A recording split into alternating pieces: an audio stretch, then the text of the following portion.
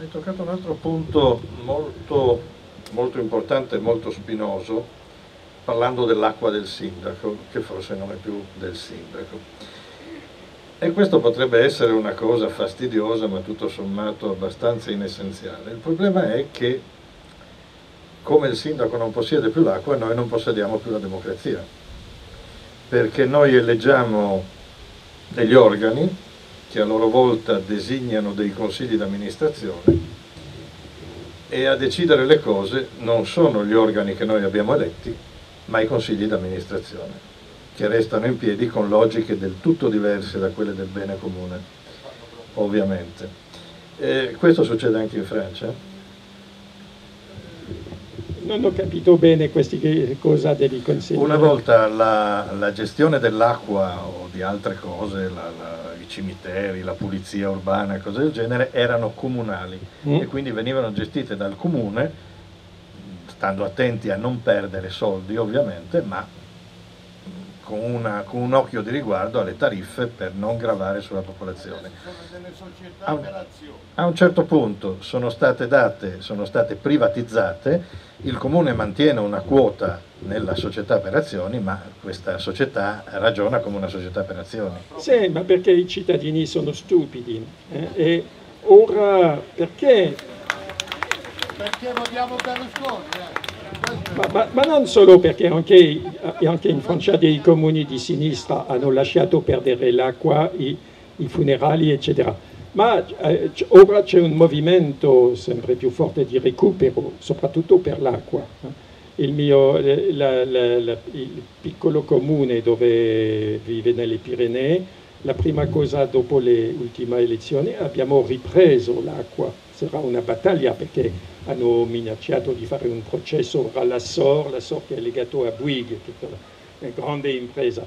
Ma finalmente abbiamo vinto, abbiamo riuscito. Anche Parigi si è parzialmente liberato, ha recuperato l'acqua, l'amministrazione di Delanoë. Donc, penso che è possibile a livello di un comune, anche del breve trattato sulla decrescita serena. Cito l'esempio, che è un esempio di un comune virtuoso che da 25 anni fa più o meno, realizza al suo livello il progetto della decrescita, il comune di Mouansartou. Mouansartou è una piccola comune nel sud della Francia, a 10 km di Cannes, sulla costa d'Azorio, una zona molto sensibile per la speculazione immobiliare. E la prima cosa 25 anni fa che sono stato eletto perché si sono candidato, perché il progetto era di far sparire, c'era una zona di viticoltori, si dice? Era di far sparire la viticoltura e per recuperare i terreni, per fare la speculazione, fare palazzi di lusso per le vacanze, per il turismo, eccetera. Era previsto 30.000 abitanti nella zona, un comune che doveva avere in questo momento 2.000, non di più. E allora il sindaco, che è sempre il sindaco di origine italiano, Andrea Schieri, che viene penso del Piemonte o della Liguria, ma figlio di un viticoltore, eccetera.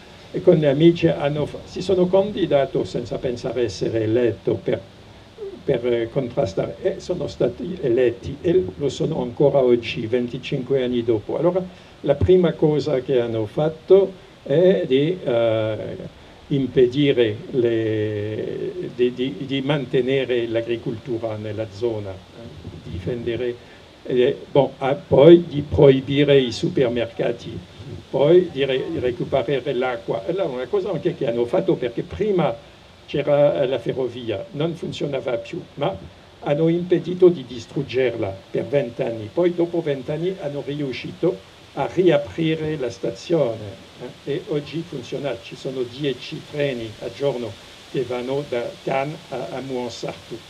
E il ministro che l'ha riaperto diceva: passo il mio tempo a chiudere delle stazioni e lei mi fa riaprire una stazione, ma è una cosa che si deve fare. e poi hanno recuperato anche i funerali. In questa città si può farsi seppellire per €1. E tutto così, hanno fatto percorso, hanno cacciato le macchine del centro città, hanno ricreato un centro città, piccoli negozi, percorsi pedonali, eccetera. Quando c'è una squadra municipale, un'equipe, che ha la volontà, hanno la possibilità di fare molte cose. Anche, penso, ho sentito parlare dell'esperienza in Italia di Grottamare, che cosa? Ci sono molte esperienze così. La situazione è terribile, ma non è disperata. No, un esempio come questo sicuramente apre il cuore alla speranza, però siamo in una realtà limitata.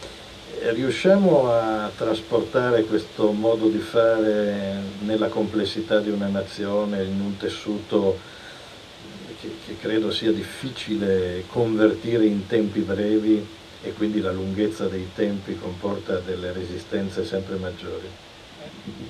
È per questo che ho intitolato il mio libro La scommessa della decrescita.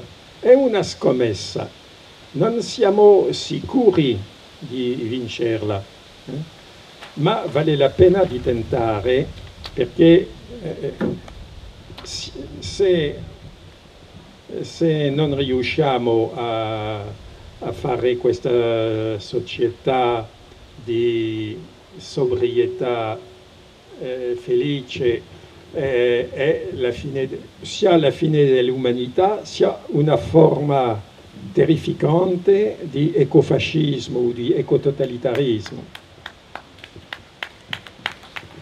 Assolutamente sì, dobbiamo, insomma, parlando di decrescita è inevitabile, stiamo parlando di politica, stiamo parlando di politica nel senso alto del termine, di ricerca del bene della polis, e non voglio citare Proudhon con la proprietà un furto, mi limito a citare Cervantes con quelle due fatali parole, il mio e il tuo.